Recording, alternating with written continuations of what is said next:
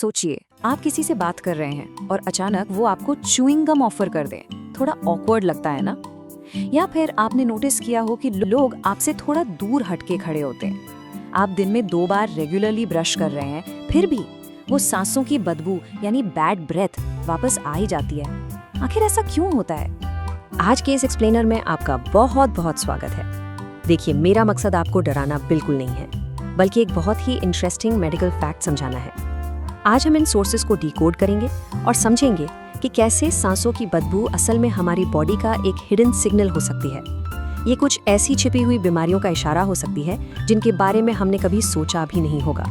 तो एक बात क्लियर कर लीजिए, अगर ये बदबू लगातार बनी हुई है ना, तो ये सिर्फ आपकी ओरल हाइजीन यानी मुंह की सफाई की कमी नहीं है। ये लिटरली आपके शरीर का एक तरीका है आपको अलर्ट करने का। हैलिटोसिस या सांसों की बदबू एक फायर अलार्म की तरह काम करती है, जो बता रही है कि अंदर सब कुछ ठीक नहीं है। तो चलिए, सबसे पहले शुरुआत करते हैं द सरफेस यानी हमारे दांत और मसूड़ों से। असल में मसूड़ों की बीमारी या गम डिजीज बैड ब्रेथ का सबसे कॉमन कल्प्रिट है। होता क्या है कि जब मसूड़ों के आसपास बैक्टीरिया जमा हो जाते हैं तो वो सल्फर कंपाउंड्स रिलीज करने लगते हैं। और आपको पता है इनकी महक कैसी होती है? बिल्कुल सड़े हुए अंडों यानी रॉटन एग्स जैसी। इसलिए अगर आपको ब्रश करते वक्त खून आना, मसूड़ों का सूजना, दांतों का थोड़ा ढीला होना या मुंह में हमेशा एक अजीब सा खराब स्वाद महसूस होता है, तो प्लीज इन साइंस को हल्के में मत लीजिए। अब देखिए, हर प्रॉब्लम बाहर से नहीं दिखती।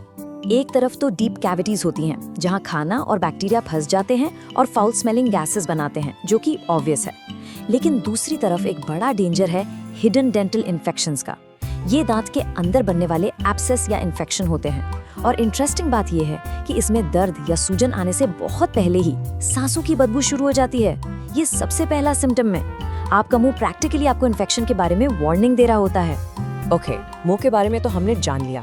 अब थोड़ा नीचे चलते हैं, moving down to the throat. क्या आपने कभी शीशे में अपने गले के बिल्कुल पिछले हिस्से में ध्यान से देखा है? कभी वहाँ छोटे सफेद या पीले रंग के दाने नोटिस किए हैं? इन्हें टॉन्सिल स्टोन्स कहते हैं और ऑनेस्टली इनकी महक सच में बहुत ज्यादा खराब होती है। ये छोटे लम्प्स असल में फंसा हुआ खाना, बैक्टीरिया और डेड सेल्स होते हैं, जो हमारे टॉन्सिल्स में फंसकर हार्ड हो जाते हैं। ये सिवियर ओडर का एक बहुत बड़ा कारण है, जिसे लोग अक्सर बिल्कुल मिस कर देते हैं। चलिए, अब वक्त है और डीप जाने का।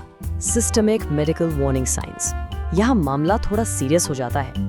अब जरा एक मेडिकल डिटेक्टिव की तरह सोचिए। आप लिटरली स्पेसिफिक स्मेल को सीधा एक इंटरनल बॉडी सिस्टम से मैच कर सकते हैं। रॉटन एग्स जैसी महक है तो गम डिजीज हो सकती है, लेकिन अगर फ्रूटी या नेल पॉलिश जैसी स्मेल है तो वो डायबिटीज का इशारा हो सकती है। सावर स्मेल सीधा एसिड रिफ्लक्स से जुड़ी है। अमोनिया जैसी महक किडनी डिजीज को दर्शाती है, और वहीं एक अजीब सी मस्टी या स्वीट स्मेल लिवर डिजीज का इंडिकेशन हो सकती है ना हैरानी की बात? अभी हमने फ्रूटी और नेल पॉलिश रिमूवर जैसी स्मेल की बात की थी, लेकिन ऐसा क्यों होता है? देखिए, जब किसी का ब्लड शुगर बहुत हाई हो जाता है, जिसे हम अनकंट्रोल्ड डायबिटीज कहते हैं, तो शरीर को एनर्जी के लिए ग्लूकोज नहीं मिलता, तो वो मजबूरन फैट को तोड़ने लगता है। इस फैट बर्निंग प्रोसेस में कीटोन्स नाम के केमिकल्स बनते हैं, और बेसिकली यही वो कीटोन्स हैं जो आपकी सांसों को वो हैरान करने वाले मीठी, फ्रूटी या बिल्कुल नेल पॉलिश रिमूवर जैसी स्मेल देते हैं। तो यहाँ पर मैं एक बहुत इंपॉर्टेंट पॉइंट हाईलाइट करना चाहूंगी। अगर आपको अपनी सांसों से ऐसी फ्रूटी महक आ रही है और उसके साथ ही आपको बहुत ज्यादा प्यास लग रही है, बार बार पेशाब आना, एक्सट्रीम थकान होना या उल्टी जैसा महसूस हो रहा है, तो रुकिए, ये नॉर्मल नहीं है, ये एक मेडिकल इमरजेंसी है। इस कॉम्बिनेशन का सीधा मतलब है कि आपको तुरंत मेडिकल अटेंशन चाहिए। अब आते हैं एक बहुत ही कॉमन मिथ पर। अक्सर हम सुनते हैं कि सारी बदबू खराब पेट से आती है। रियलिटी इससे थोड़ी अलग है। पेट खुद डायरेक्टली बदबू बनाकर मुंह तक नहीं भेजता। असली प्रॉब्लम होती है एसिड रिफ्लक्स, जिसे GERD भी कहते हैं। इस कंडीशन में आपके पेट का एसिड वापस फूड पाइप यानी खाने की नली में ऊपर आता है, और जब ये एसिड थ्रोट तक पहुंचता है तो ये सीने में जलन और सांसों में वो साउर अनप्लेजेंट स्मेल पैदा करता है। और सिस्टेमिक डिजीजेस की जब हम बात कर ही रहे हैं, तो एक काफी सीरियस फैक्ट ये भी है कि जब हमारे ऑर्गन्स ठीक से काम करना बंद करते हैं तो वो ब्लड स्ट्रीम में टॉक्सिन्स छोड़ने लगते हैं। जैसे एडवांस्ड किडनी डिजीज में जब बॉडी से वेस्ट प्रॉपर्ली फिल्टर नहीं हो पाता तो वो सांसों में अमोनिया या यूरिन जैसी स्मेल देता है। वहीं दूसरी तरफ सिवियर लिवर डिजीज में टॉक्सिन साफ ना होने की वजह से एक पुरानी मस्टी सी स्मेल आती है। सो इन्फॉर्मेशन बहुत हो गई, पर अब हमें करना क्या चाहिए? Let's move to our action plan. अपने दिमाग में एक छोटी सी चेकलिस्ट बनाइए। अगर आप अच्छे से 2 बार ब्रश और टंग क्लीन कर रहे हैं पर बदबू नहीं जा रही, या आपके फैमिली मेंबर्स बार बार इस चीज के लिए टोक रहे हैं, या फिर मसूड़ों से खून आता है और मुंह हर वक्त सूखा रहता है, या अगर आपको डायबिटीज जैसी मेडिकल कंडीशन है और अचानक बैड ब्रेथ शुरू हो गई है, तो दोस्तों इनमें से किसी भी रेड फ्लैग का मतलब है कि अब अपने डेंटिस्ट या डॉक्टर से मिलने का वक्त आ गया है। इंतजार मत कीजिए। आखिर में चलिए बात करते हैं कंट्रोल की, प्रिवेंशन एंड ओरल केयर। ये 4 स्टेप्स बेसिकली आपकी फर्स्ट लाइन ऑफ डिफेंस है और इनका सीक्वेंस बहुत इंपॉर्टेंट है।